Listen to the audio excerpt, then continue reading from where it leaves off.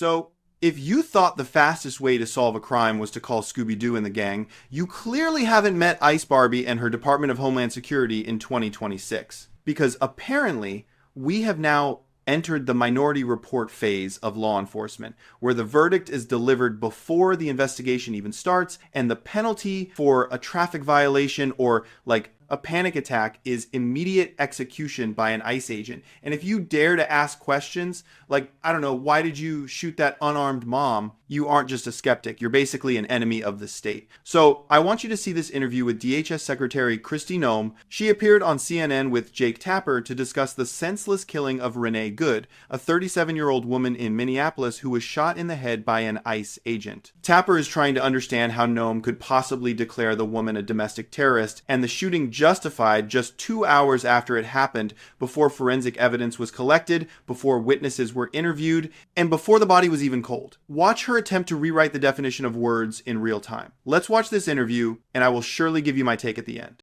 You've also been criticized for your comments. The shooting, we should note, was Wednesday at 10:37 a.m. Eastern. Just over 2 hours later, the Department of Homeland Security put out a statement definitively asserting what had happened, defending the ICE agent, accusing Renee Good of domestic terrorism. That's a characterization that you reiterated in a press conference half an hour later. Now, Republican Senator Thom Tillis said, quote, "It was very unusual to have a senior law enforcement official to draw a conclusion about an event where the scene was still being processed. Generally speaking, law enforcement would recognize that a life was lost, that families are changed forever, the shooter's life will change forever. We're collecting video, we're trying to assess the situation." Why did you not wait for an investigation before making your comments? Well, everything that I've said has been proven to be factual and the truth. This administration wants to operate in transparency. I have the responsibility as the Secretary of Homeland Security to know this information as soon as possible. Had just been in Minneapolis the day before, had already had conversations with officers on the ground and supervisors, and knew the facts, and decided that the department and the people of this country deserve to know the truth of the situation of what had unfolded in Minneapolis. But with all due respect, Secretary, the first thing you said was, quote, "What happened was our ICE officers were out in an enforcement action. They got stuck in the snow." Correct. Because of the adverse weather that is in Minneapolis. They were attempting to push out their vehicle, and a woman attacked them and those surrounding them and attempted to run them over and rammed them with her vehicle. That's not what happened. We all saw what happened. It absolutely is what happened. Those officers had been out in enforcement action. A vehicle had been stuck. They had come to help get that vehicle out. That's when this individual started blocking traffic for minutes and minutes. You said that the woman attacked them and surrounded them and attempted to run them over and ram them with her vehicle. Blocked the road for a long time and was yelling at them and impeding a federal law enforcement investigation. And that's what you need to focus on, Jake, is they were breaking the law by impeding and obstructing a law enforcement operation. They were breaking the law already, and these officers were doing their due diligence and what their training had prepared them to do to make sure they were handling it appropriately. You said within hours of her being killed, you said that she was a domestic terrorist. How do you define domestic terrorist? She weaponized her vehicle to conduct an act of violence against a law enforcement officer and the public. They are doing that. How can you assert with certainty that she was trying to hurt the officer as opposed to she was trying to flee the scene?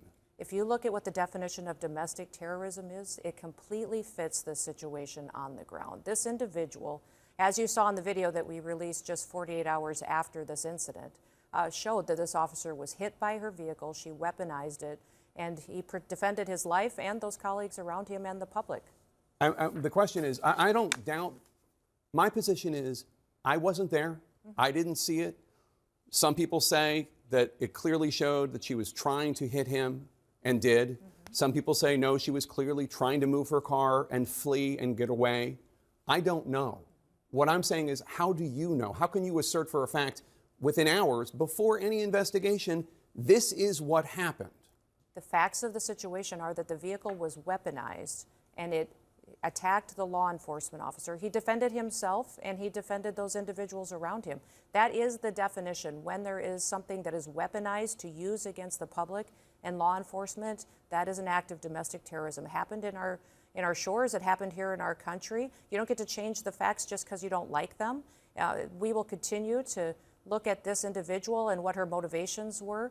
We know that there was, throughout that morning, she had harassed and impeded law enforcement operations. That raises the suspicion level with all of these law enforcement officers as far as paying attention to what her capacity is. And as you see on the videos, and they've proven out, that this law enforcement officer took the action that his training prepared him for, and he worked to make sure that he could save his own life and those around him. How can you assert that there's no ambiguity in this before any investigation has taken place? I had just been in Minneapolis and had been with those officers, had seen what they were facing on the streets every day, and had talked to their supervisors as soon as the incident happened and had gotten the facts and seen videos before I ever went to talk at that press conference. And the Trump administration and President Trump is the most transparent and open government that we've ever had. Give the public the information, give them what they need to know about a situation so they can have the truth as soon as possible. So if this agents were perfectly fine, if everything he did was accurate, does that mean that other ICE agents should He look wasn't at what... perfectly fine. He was injured. He went to the hospital. No, He his was actions treated. were fine. I didn't say... In fact, I think a lot of people and guests, and even you yourself, called this situation something very different and untruthful about what it was, as far as... What did I say that was untruthful? That this was not a correct definition of what was happening on the ground. I said that your description, they were attempting to push out their vehicle and a woman attacked them and those surrounding them and attempted to run them over and ram them with her vehicle, is not what we see on the videotape, and it's not. It absolutely is the facts of what happened on the ground that day. They were there pushing out a vehicle earlier. They had helped each other. But that's not what you said.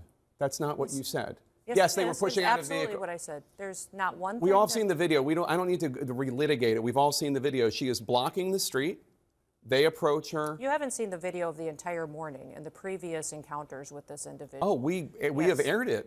Yes, we have. On Thursday, we were airing and noting the fact that she was there for several minutes, for minutes and minutes and minutes. She was protesting without question. And at previous locations that morning, that these vehicles had been previously down the block on video that you haven't seen. There's more information but the question is not... impeding law enforcement operations throughout the previous moments and hours before this incident The question is, what was she doing when she was moving her car? The question That's the question. Is why are we arguing with a president who's working to keep people safe? Why are we arguing with law enforcement operations that have gone on in this country for years, and we're working to collect murderers and rapists and drug traffickers and fraudsters off the streets of Minnesota, and we don't have local law enforcement and local elected officials that are partnering with us to help do that work? Overwhelmingly, the people in this country said they wanted America to be safe again, that they didn't want dangerous criminals on our streets. I would encourage the elected leaders in that city and in that state to work with us so that we can do our operations without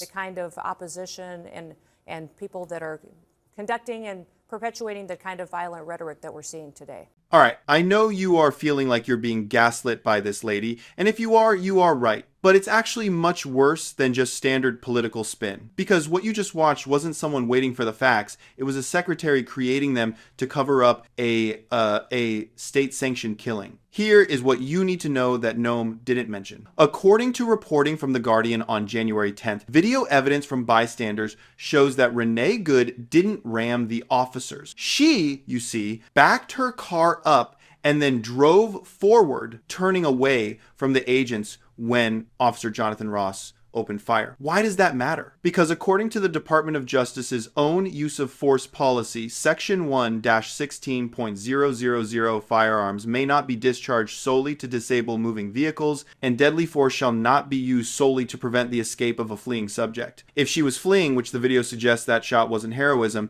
it was a crime. And then there's the domestic terrorist label. Noem throws this around like confetti, but words actually have legal meanings. I did a simple search for 18 U.S.C. Section 2-3, 3-1, the federal definition of domestic terrorism. It requires acts intended to intimidate or coerce a civilian population or influence the policy of a government by intimidation. Panicking in a snowbank and trying to drive away from men with guns is not terrorism. It's fear. But Noem knows that if she labels a suburban mom a terrorist, immediately half the country will tune out the details and assume the killing was justified. This is a pattern for Kristi Noem. Remember, this is the same person who, in her own 2024 memoir, bragged about taking her 14-month-old puppy, Cricket, to a gravel pit and shooting it in the face because it was, quote, untrainable and she hated it. The I hated that dog line really sells the empathy, doesn't it? When she faced backlash then, she tried to spin it as,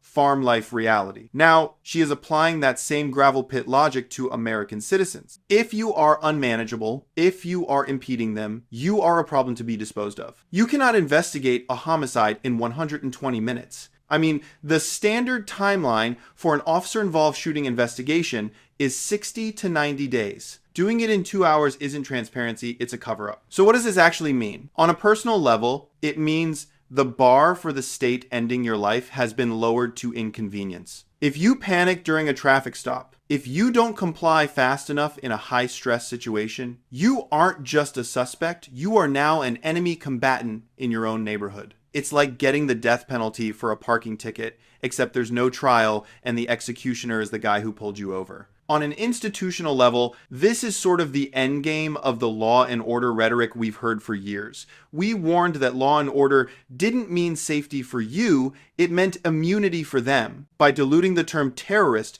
to include scared lady in a car, they are effectively granting federal agents a license to kill anyone who disobeys a command. This signals to every ICE agent, every police officer, and every chaotic actor with a badge that the administration will not only protect them if they shoot first, they will slander the victim before the ambulance arrives. And for what? To protect the ego of an administration that cannot admit a mistake? To maintain the illusion of infallible strength? We are watching the machinery of the federal government being weaponized to protect one agent who violated his own agency's policy simply because admitting error would look weak. We are now in a moment where the government is telling you not to believe your own eyes, but to believe their press release. DHS Secretary Noem looks at a video of a woman driving away and tells you she was weaponizing a vehicle to conduct terror. This isn't just about Renee Good anymore. It's about whether we have a justice system or just a system of justification. As Noem proved with her dog Cricket, she has no problem putting down things that she finds,